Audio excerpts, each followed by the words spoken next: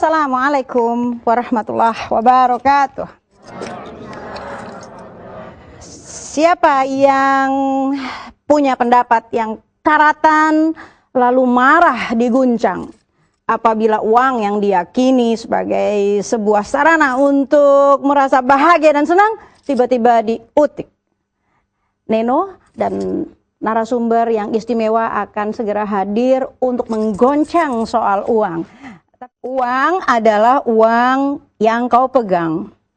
Selembar kertas dicetak, diberi angka. Lalu selama 100 tahun sudah ia dipercaya. Dan kita pun tak sadar betapa dalam kita dipedaya.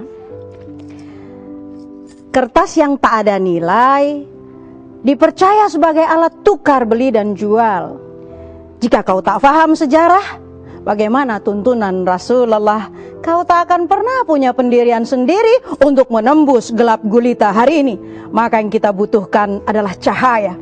Dalam 10 tahun terakhir ini, seorang yang bernama, saya mengenalnya jauh ketika saya masih remaja, dan beliau menulis buku yang juga kita baca, Insinyur Haji Zaim Saidi MPA, Euforia Emas, dan banyak lagi karya yang lainnya, termasuk juga karya yang fenomenal, Tidak Syar'inya Bank Syariah di Indonesia. Ada apa dengan misi yang beliau bawa dan apakah yang beliau bawa? Kita sambut kehadiran Mas Zaim Saidi.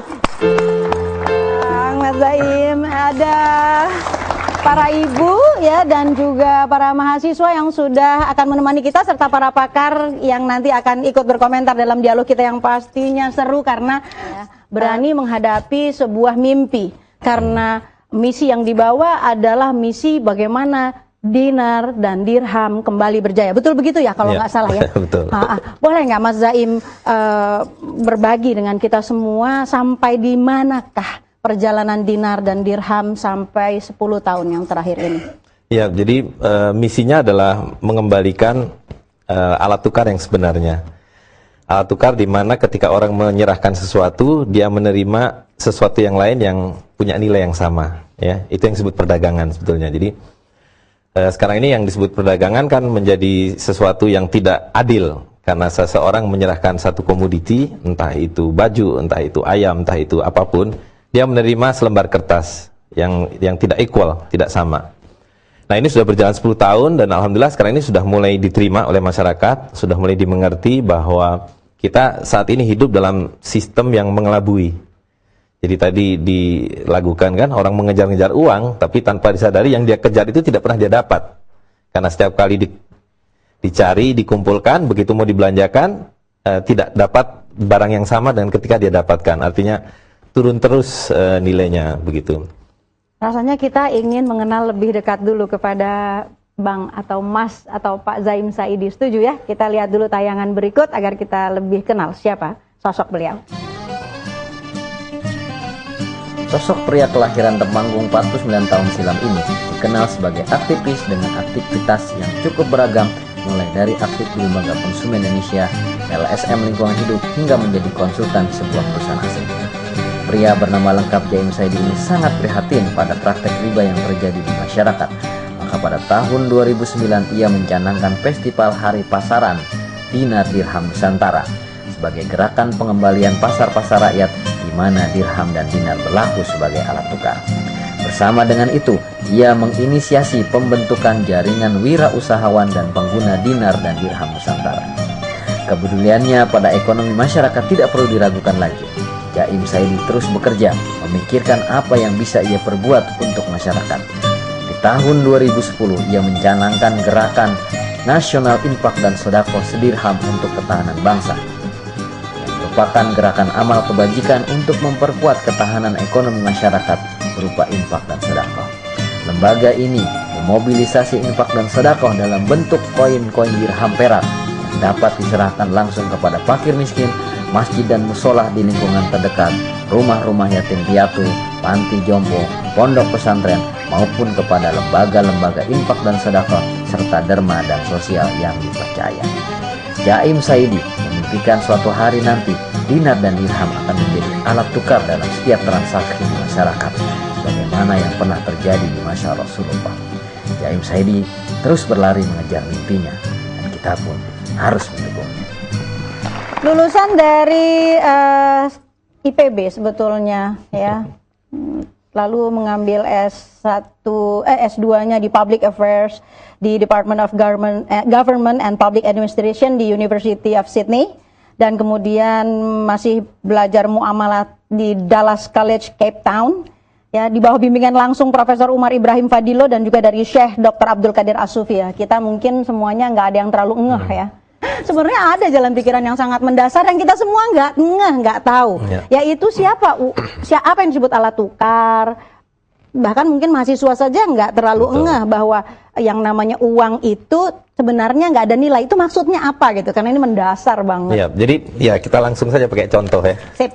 Nah, jadi kita kalau di sini kan mengenal uang kita ya, namanya rupiah, ya kan. Jadi kita diberitahu bahwa ini ada uang yang bergambar Patimura. Angkanya nolnya 3, dibilang 1000. Terus mereka bilang, sekarang kita ganti gambarnya. Gambar Soekarno-Hatta, nolnya ditambah 2. Maka mereka bilang ini 100.000. Yang 99.000 dari mana? Ya, satu. Dan kedua, ketika ini misalnya dibelah 2, apakah kemudian jadi 50.000? Sekarang tidak akan ada orang yang mau kan? Oke, saya kasih uang, tapi ini dibagi berempat misalnya. 25.000 masing-masing, tapi saya bagi 4. Hilang nilainya. Jadi ini yang disebut sebagai pengelabuan, ya. Nah, karena itu kita mesti memahami. Jadi ini sebetulnya apa bedanya dengan kertas tisu ini? Kecuali gambarnya. Jadi yang disebut uang kertas itu adalah numerologi, nomor-nomor. Ini ilmu sihir sepenuhnya, ya. Nah, tapi kita dibuat percaya bahwa ini punya nilai. Buktinya apa? Buktinya bisa dipakai buat jual beli. Kalau saya belikan ayam, maka ternyata boleh ditukar dengan ayam. Tetapi yang tidak kita sadari adalah ketika ini terus berputar-berputar, 10 tahun yang lalu ini dapat 10 ekor ayam. Hari ini tinggal dapat 3 ekor ayam. Lah yang 7 ekor ayam kemana? Iya kan? Nah, jadi uang kertas tidak mungkin bisa disimpan. Itu karena itu kalau dulu waktu Indonesia merdeka, uang paling besar itu hanya 600 rupiah. Tidak ada uang 1000. Karena uang 1000 pada waktu itu sangat besar. Harga emas 1 gram hanya 2 rupiah. Jadi kalau ada orang punya uang 1000, berarti dia punya setengah kilogram emas. Hari ini 1 gram emas harus dibayar dengan 500.000 rupiah. Jadi 66 tahun Indonesia merdeka hanya membuat kita 250.000 kali lebih miskin. Akibat dari sistem uang kertas ini. Nah, karena itu kita harus kembali kepada apa yang diajarkan oleh Rasulullah SAW. Dan ini sebenarnya bukan sesuatu yang asing, karena ini adalah fitrah.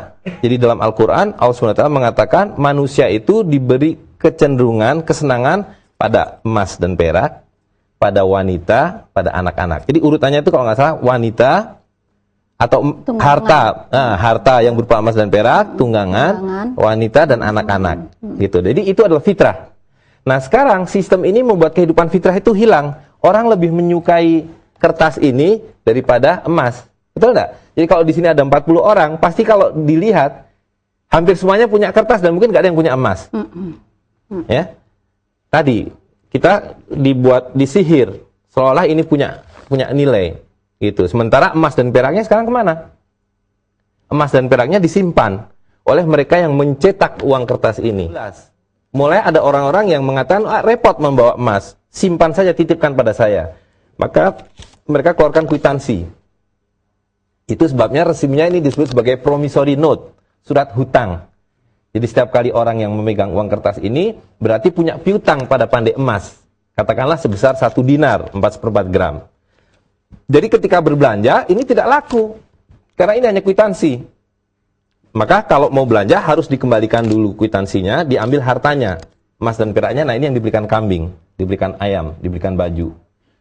Nah, karena itu ini disebut promissory note. Tetapi kemudian belakangan bahkan tidak ada lagi. Karena terus-menerus dicetak, tidak mungkin ada emas yang cukup sebagai tanggungan, sebagai backup. Maka lama-lama mereka bilang, sudah, sekarang uang itu ya kertas itu saja. Gitu, maka kalau jual beli dengan uang kertas ini, dalam bahasa syariat Islam, ini tidak tunai. Sedangkan jual beli harus tunai. Maka ini tidak boleh untuk jual beli. Karena tidak tunai. Dan yang kedua tadi, jual beli itu harus equal to equal. Jadi kalau seseorang menyerahkan seekor ayam, maka dia harus menerima sesuatu alat tukar yang nilainya setara dengan ayam. Nah sekarang kalau orang menyerahkan 2 ekor ayam dibayar 100.000, ayamnya dicincang-cincang masih bernilai kan? Entah jadi gulai, entah jadi rendang, entah jadi ayam goreng. Ini kalau dicincang-cincang nggak ada nilainya. Kemana nilainya? Habis. Jadi nilainya ini palsu. Itulah sihir dari uang kertas. Shock nggak? Shock nggak? Shock sedikit ya. Karena biasanya habis itu kita kembali ke rumah kita masing-masing dan bertemu kembali dengan uang kertas. Tapi at least kita jadi tahu. Dan yang menggelitik Neno adalah begini, pertanyaan, tapi ini pertanyaan yang agak nakal ya.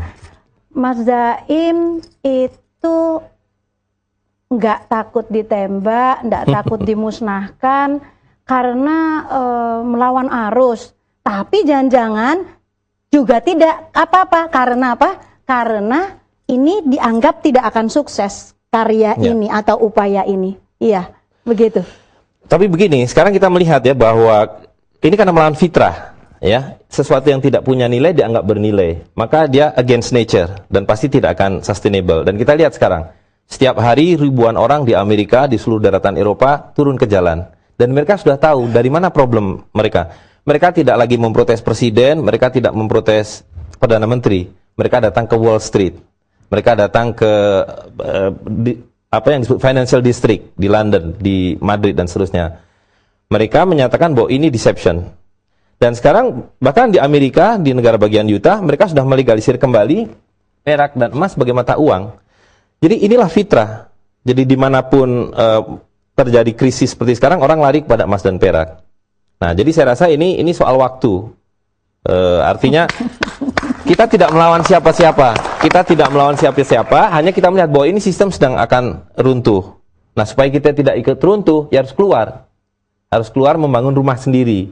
Nah, rumah sendirinya dalam bahasa Islam disebut muamalah. Nah, inilah alat untuk bermuamalah. Istimewanya adalah dari zaman Nabi sallallahu alaihi wasallam, artinya 1500 tahun yang lalu, 1 dinar bisa selalu dibelikan 2 ekor kambing. Dan 1 dirham selalu bisa dibelikan 1 ekor ayam. Tidak ada inflasinya. Karena sekali lagi, inflasi itu adalah pengelabuan. Inflasi itu datangnya dari ini, ya kan? Selembar kertas tidak ada nilainya, dikasih uang, dikasih nilai 1000. Langsung jadi 1000. Begitu dikasih 100.000, menjadi 100.000. Kita ingin komentar dulu dari Mas Bendri ya, seperti apa nih? Iya, yang jelas kalau komentar pertama, saya sejak awal sudah mengagumi Pak Zaim sebenarnya. Ya, keberanian ya. Kita ya. Ya, artinya memang konsep dasar bahwa kembali kepada fitrah ini juga adalah kebutuhan dasar ya, manusia. Yang kedua adalah bagaimana membangun yang sistem yang disebut dengan syar'i itu memang tidak bisa tanggung-tanggung ya Pak Zaim ya. Bahwa memang harus menyeluruh. Bahwa kita ketika membangun ekonomi syariah mau tidak mau juga belajar bagaimana masa depan ekonomi syariah yang dulu pernah diterapkan oleh Rasulullah SAW. Dan inilah PR yang saat ini terjadi. Sehingga yang terjadi kalau kita meyakini ya ayyuhalladzina amanu khulu fisilmi kafah, wahai orang beriman masuk Islam secara totalitas gitu. Yang sekarang terjadi kan sebenarnya tambal sulam aja. Islamisasi yang saat ini muncul itu lebih banyak adalah menambal-nambal kira-kira apa yang kurang, tapi sisi pragmatismenya masih ada ya. Terus sisi yang kaitannya jaringan kapitalismenya masih ada.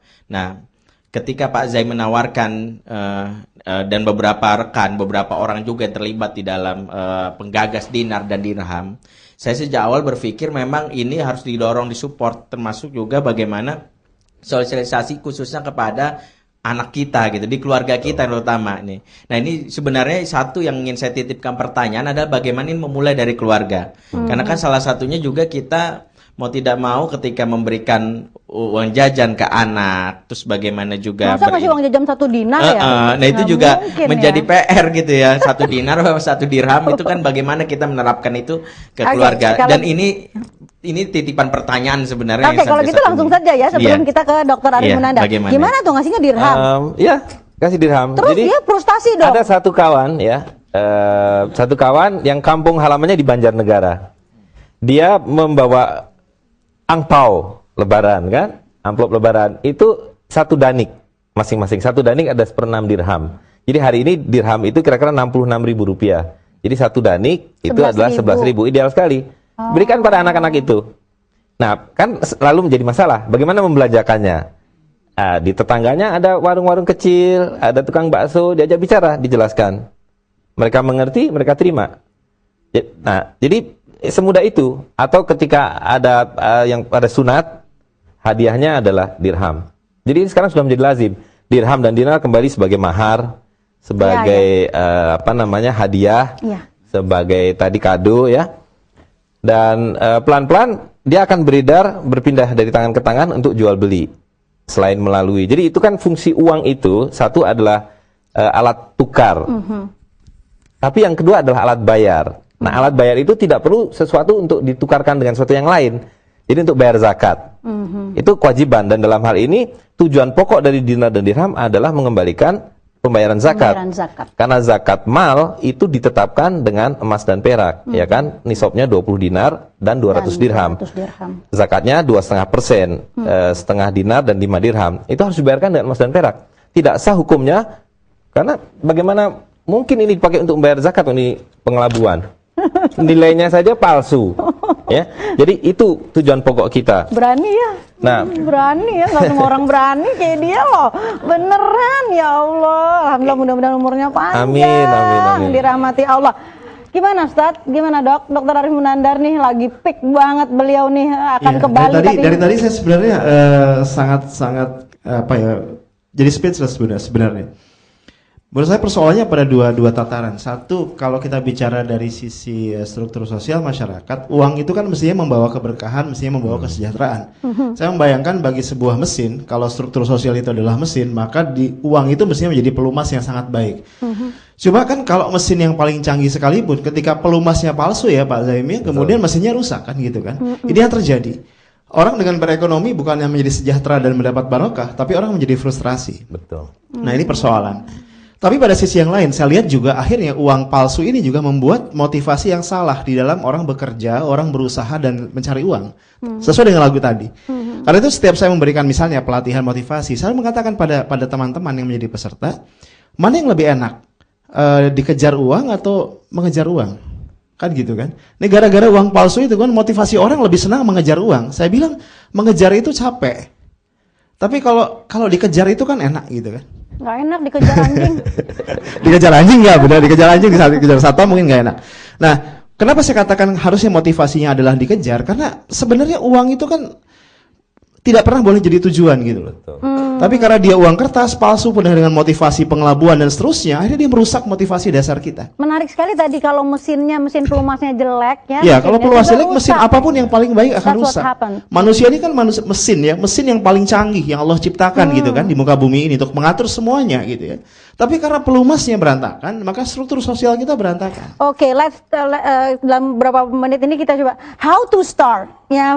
Seperti Neno, bagaimana sekarang Neno mau mulai untuk apakah Neno akan mengganti hidup Neno? Bagaimana caranya? Ya, mulailah dengan menukarkan uang-uang ini sebelum kehabisan nilai. Karena ini kan terbalik. Jadi ilmu sihir itu terbalik. Orang berpikir 100.000 ini pasti lebih banyak dari 1.000 kan? Ini terbalik Pak, Bunda. Dulu itu yang saya bilang tadi, Rp1.000 dapat setengah kilogram emas. Sekarang Rp100.000 hanya dapat 1/4 gram emas. Dulu 500 gram, sekarang 1/4. Jadi lebih besar mana 1.000 atau 100.000? Nah, tapi sekarang kita diberi angka 100.000. Seolah the more you have, the wealthier you are. Sebenarnya enggak. Semakin banyak kita mengedarkan uang rupiah, semakin miskinlah kita. Gitu. Dulu dengan Rp2 dapat 1 gram emas, sekarang Rp2 wujudnya saja tidak ada. Gitu. Jadi semakin banyak kita menggelontorkan uang kertas itu, semakin miskin kita. Lain dengan ini. Karena ini kan mudah. 1.000 jadi 100.000 tinggal rubah angka. Kalau dengan emas dan perak, 1 dirham 3 gram perak. Kalau Anda menghendaki 2 dirham, harus ada 6 gram perak. 10 dirham jadi 30 gram perak. Mengedarkan rupiah berarti menambah kemiskinan. Menambah dan mengedarkan dinar dan dirham berarti menambah dan mengedarkan kekayaan. Sangat baik itu dia, luar biasa. Itu hal yang saya kira menjadi kata kunci Alhamdulillah ya. Mudah-mudahan insya Allah hadir lagi untuk bicara lebih lanjut. Baik. Karena nggak cukup perjumpaan kita. Namun Neno ingin Mas Zaim menerima sedikit baik. kenang-kenangan. Nggak perlu dibayar dinar, nggak perlu ditukar sama dirham. Ini dari Bunda Eti Bakhir. Terima kasih sebuah banyak. batik tulisan sendiri, dan kemudian juga ada dari sahabat kami, ada penerbit Sikmadai Insani selalu memberikan buku insan baik. teladan sepanjang zaman. Dan Terima kalau kasih. pergi umroh nanti ini aman, bebas untuk Amin, ihram amin. dari Neno Shop. Oke, terima Iya. kasih. Terima Insya kasih, dan kita berikan aplaus yang luar biasa untuk Pak Zaim Saidi. Ya, Masya Allah, mudah-mudahan kita semua ingat wakalanusantara.com. Terima kasih banyak.